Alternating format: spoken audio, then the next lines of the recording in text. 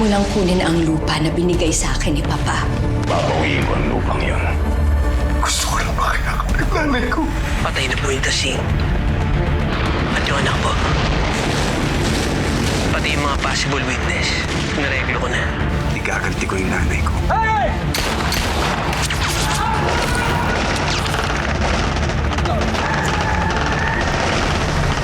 Mercy Balmores. Alam mo, naniniwala na talaga ako mabuti kang tao. Kasi kung masama ka, matagal mo na akong pinatay. Pangako ko sa'yo, makikita pa tayo ulit. Pupunta ako ng San Isidro Park. Aantayin kita. Pangako mo sa akin na pupunta ka. Pangako. Hindi mo ba papabagsak sa pamamagitan ng dahas yung kalaban mo? Tuloy mo yung pag-aabogasya mo. Pakasalan mo si Miguel and I'll spare your child.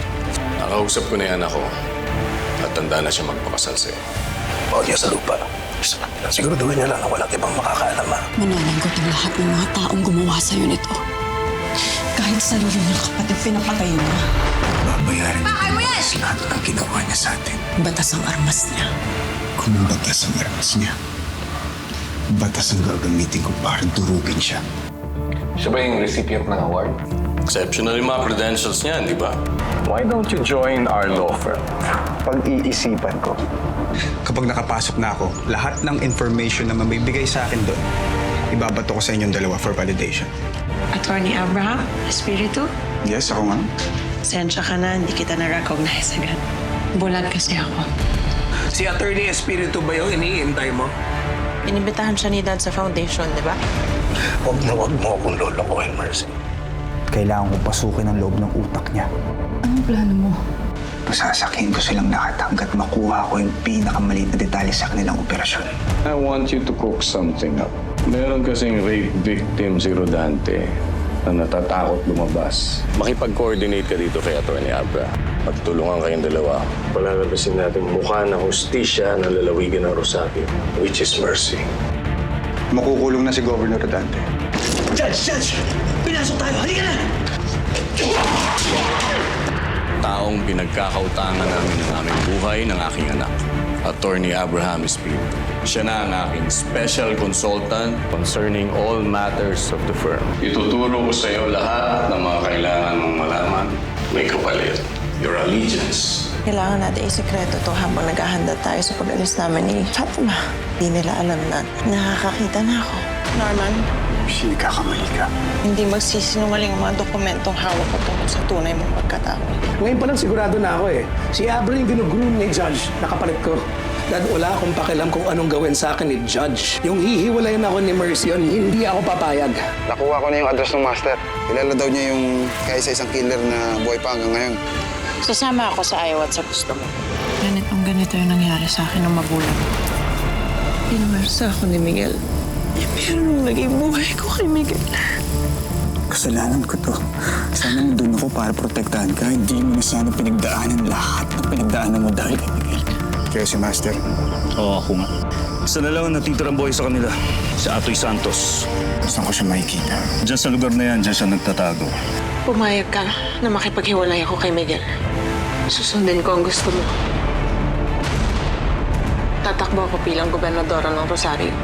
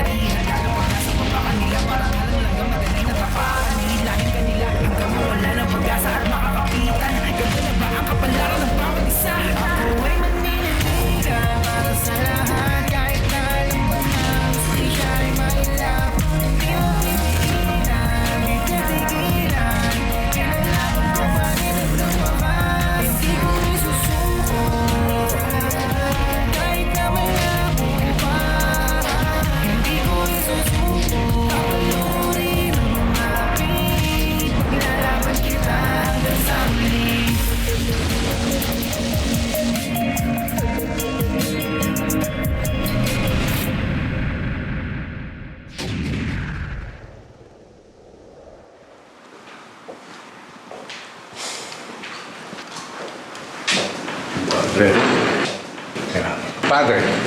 Judge. Thanks for coming. Have your seats. I called this meeting to discuss matters of great importance concerning both our families.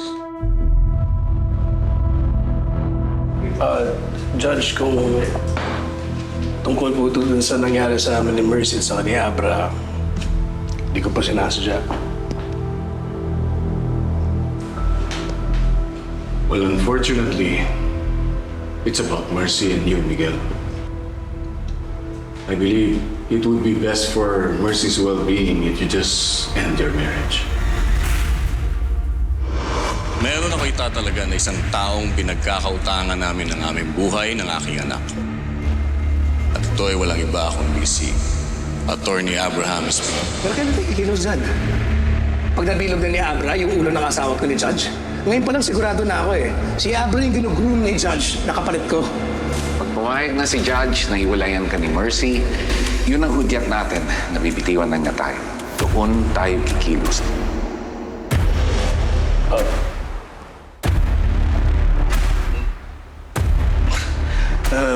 Judge.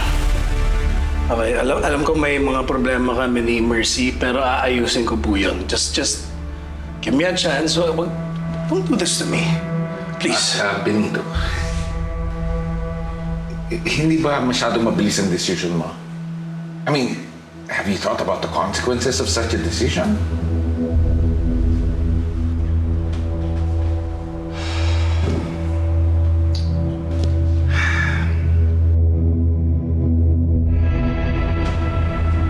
Alam mo, kanpare ko hindi rin tumadali para sa akin. But I believe this is what's best for both Mercy and Miguel. Pero gusto ko rin na malaman ninyo na hindi ko pa rin sinisira ang pagiging magkapamilya natin sa kabila ng lahat.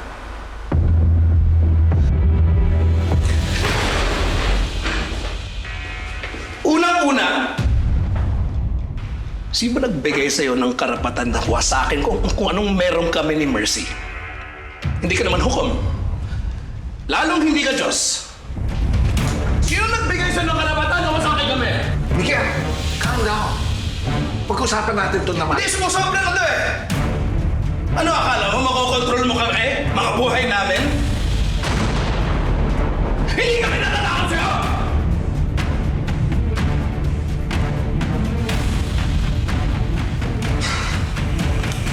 Katapusan mo na, Benito.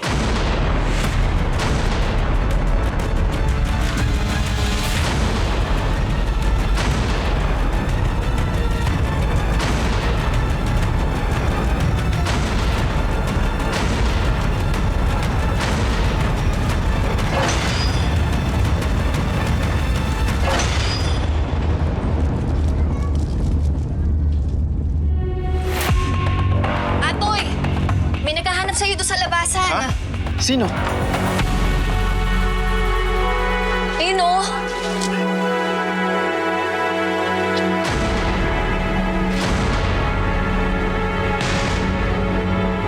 Ano, tara!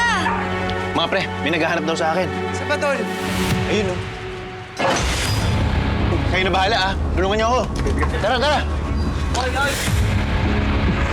Ops, saan kayo pupunta? Nandiyan na lang kayo. Hindi na lang sabi.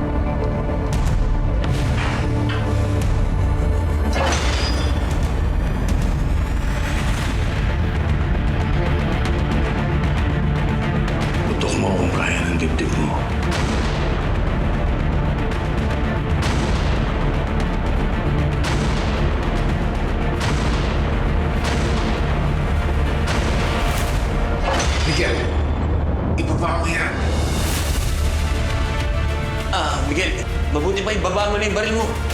Baka biglang mamatay tong tatay mo. Ganito lang yan, Miguel. Buhay ko, kapalit ng buhay ng ama mo.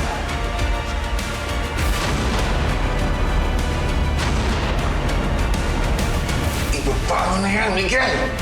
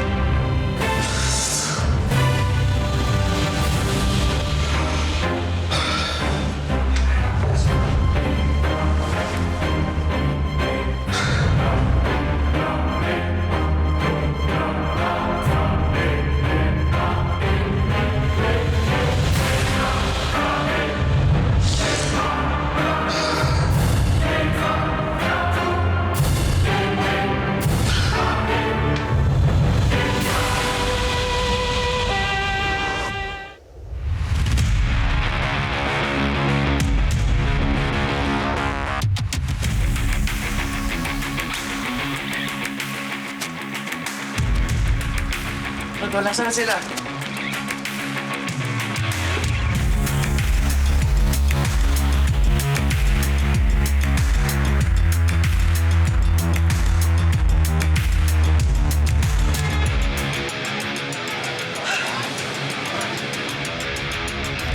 Sayang.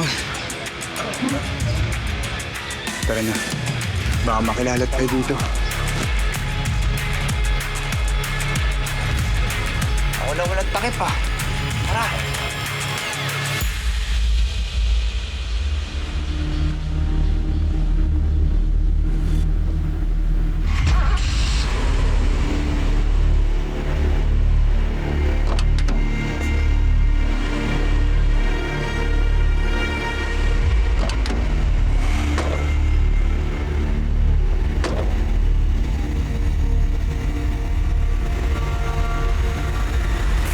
Nagka-wisyo si Atty. Judge. Ang hirap maglinis ng kalat sa sariling bahay. Hindi na nila maibabalik yung kagaya ng dati. Dahil sinuwag na nila ako.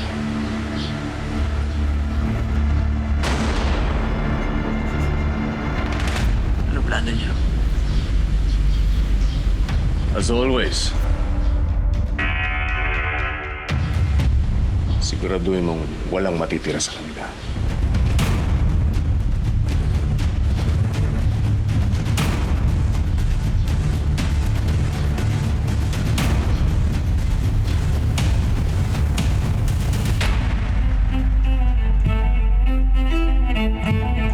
Sino ba yung mga yun? Ba't pa tayo hinahabol? Pinatrabaho sa akin yung dati, pero imposible yun. Patay na yun. Nasunog siya dati sa palengke.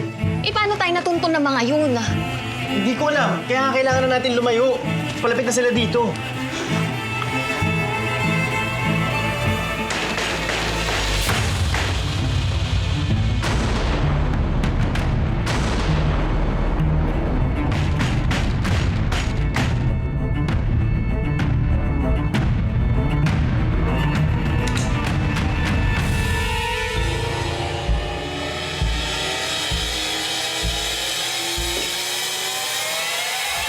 Pare.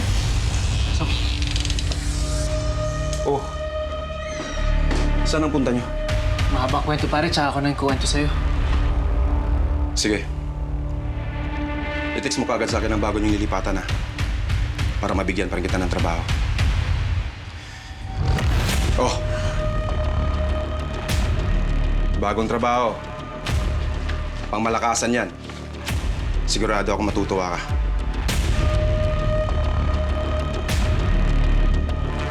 $1,000,000, isang ulo. I-text ko na lang sa'yo agad ang detalye. Na ako.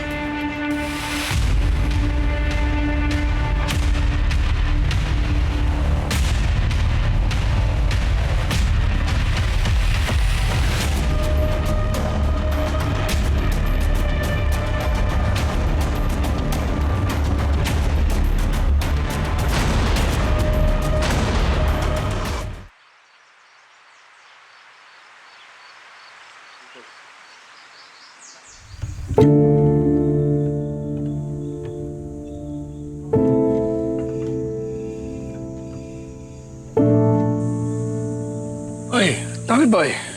Gusto ka, kuya.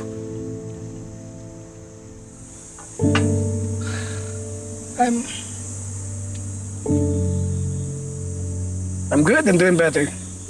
Dumating ka na eh. Miss kita eh. Ano ba talaga yung pag-asa magkaayos ni Ate Mercy? May kung pag-asa lang pag-uusapan natin, there's always hope, right? Pero hindi yun yung concern ko eh. Iniisip ko si Fatima. Kailangan ko siya makuha. Baka naman mapag-usapan niyo yun. Co-parenting?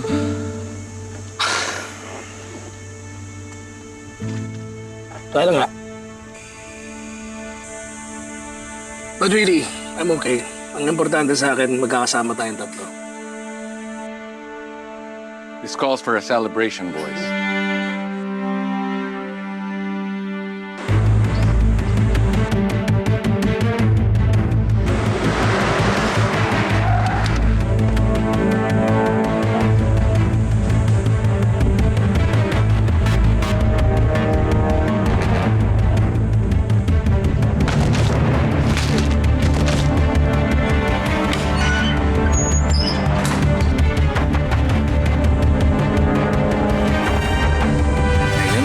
Ito sa tanang buhay ko.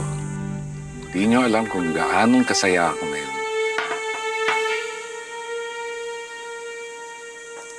Tom, alam kong masama pa rin ang loob mo sa akin. Pero nagpapasalamat ako na nandito.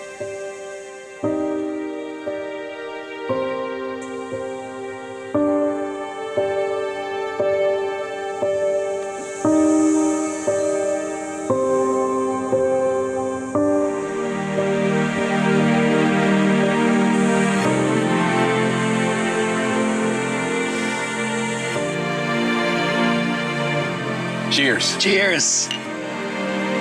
Cheers, man.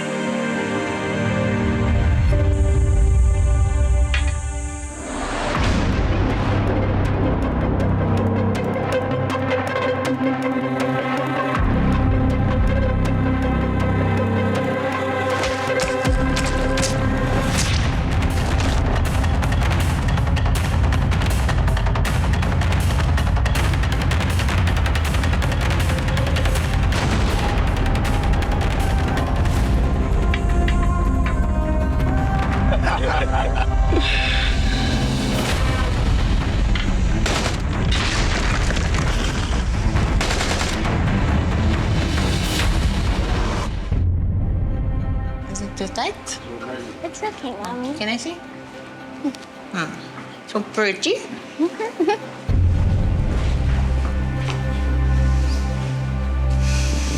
So what do you think, Mercy?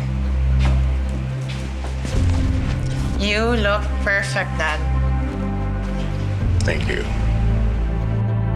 Lola? Mm-hmm. Ang pogi niyo po. Really? Thank you, my little warrior. Do I look like a perfect speaker? Yes, para po kayong hari, Lolo. Well, if I'm a king, ikaw ang kaisa-isa kong prinsesa. I love you. I love you too, Lola. Okay. Go ahead na, di ba? Yeah, pakisamahan muna sa kotse. Susunod na lang kami. We'll see you there, Fatima, okay?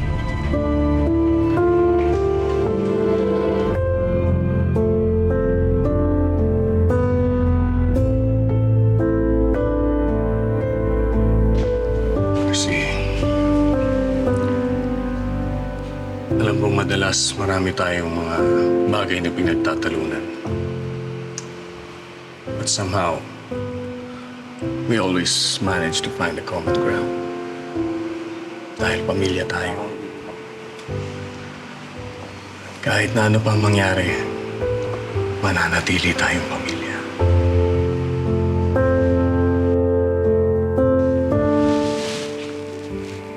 Mahal na mahal kita, anak.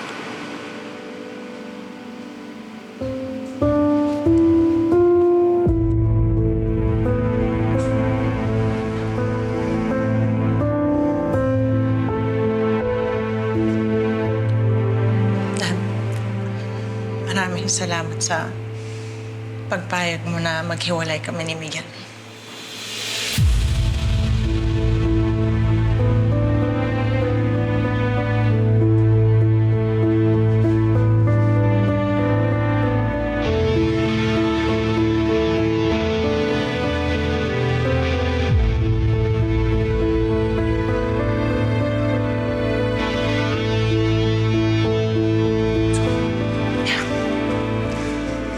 Well, Nilagay, Dad.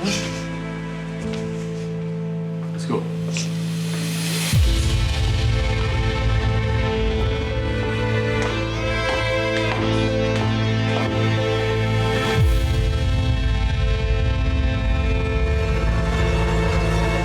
Ikinagagalak kong batiin kayo sa ating ikalimang anibersaryo ng ating malayang daungan.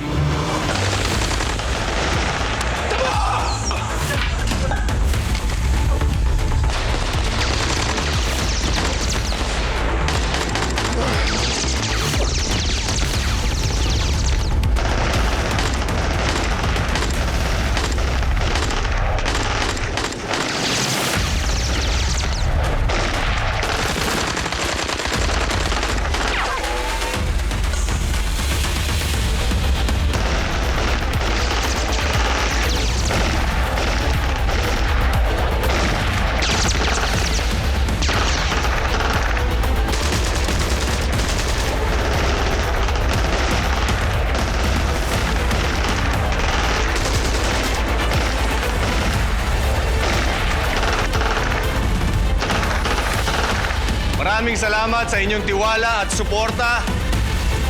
Mabuhay ang ating Freeport at mabuhay tayong lahat.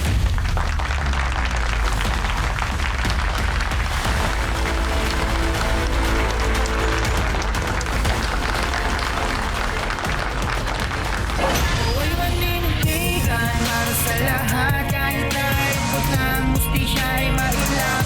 Di mo titigilan, di titigilan. Tigilan laban ko.